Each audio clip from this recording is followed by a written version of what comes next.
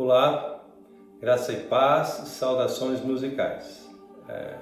Estou subindo agora o segundo vídeo sobre as curiosidades da gravação do CD de comemoração dos 25 anos do Madrigal NB, que foi feito em 2017. O primeiro foi sobre as condições e sobre a situação de como nós gravamos um CD com o Madrigal. E esse agora é sobre o repertório, porque esse repertório tem uma história, né? Se você dá licença de usar o óculos aqui para poder olhar aqui as peças que nós fizemos um apanhado de 23 peças para todo o CD.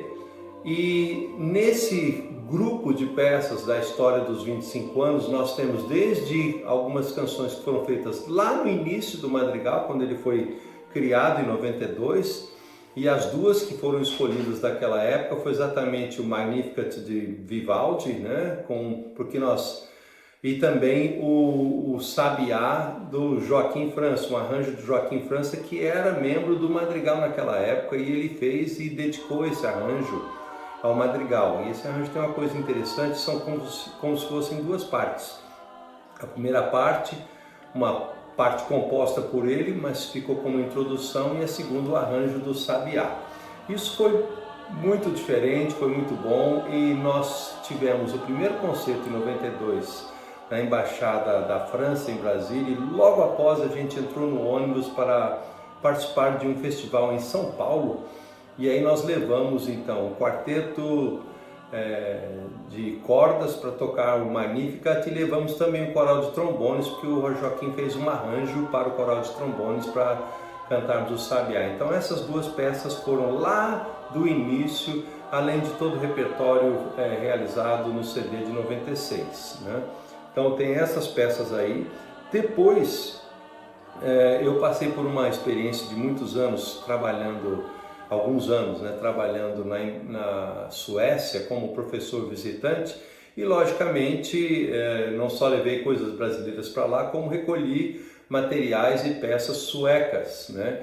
Então foram colocadas aqui um arranjo espetacular do Amazing Grace de Erik Esenvalds, daquela região, né? Ele não é necessariamente da Suécia, eu acho que ele é norueguês, e esse arranjo tem uma característica muito interessante. Normalmente, quando você faz modulações das tonalidades, a gente faz para cima. Esse agora ele fez para baixo.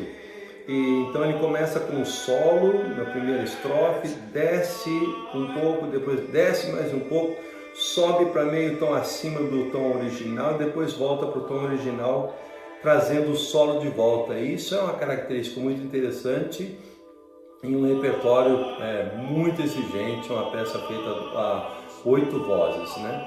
E dessa experiência de lá também nós temos o Tiger, né, que foi feito por Emil Roberry, e também o Slang Polska Efter Biskale, que é de Karl Elbösser. É muito, muito interessante essas peças da minha experiência lá trabalhando como professor na Suécia. E depois nós tivemos outros arranjos interessantes, por exemplo, de Piazzolla, que muito me toca, tenho uma experiência muito profunda com as peças de Piazzolla, e o arranjo do Oscar Escalada, que tornamos amigos.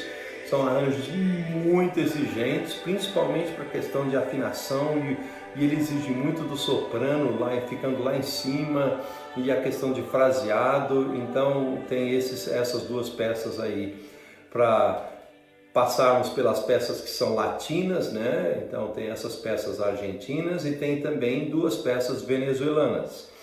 Uma delas é o Glória, né? Glória de César Carrillo, muito interessante, uma composição do Glória, e depois uma outra composição que essa é muito difícil, uma peça contemporânea mesmo, Caçar-me Elagadi, de Alberto Grau. E eu tive a satisfação de receber uma dedicatória na partitura do próprio compositor, para você fazer com o seu grupo, né, e ver o que solta aí. E eu me lembro de vários regentes conversarem comigo nos encontros. Nossa, eu vi essa partitura e não tinha a mínima ideia de como soava, então aí foi gravado exatamente para que as pessoas pudessem ver como soava. E também as peças brasileiras, tem o Paternoster de Villa-Lobos, e o Cassam Elagadi e o Pater Noster, como eu disse no vídeo anterior, eles foram gravados em 98 num encontro que o Madrigal participou nos Estados Unidos, né? E depois nós tivemos também a peça canadense, né, o Jantan et Moulin, muito difícil, que pede percussão corporal e desenvolvimento polirrítmico e um arranjo muito difícil de fazer. Ela também está lá e foi gravada também ao vivo.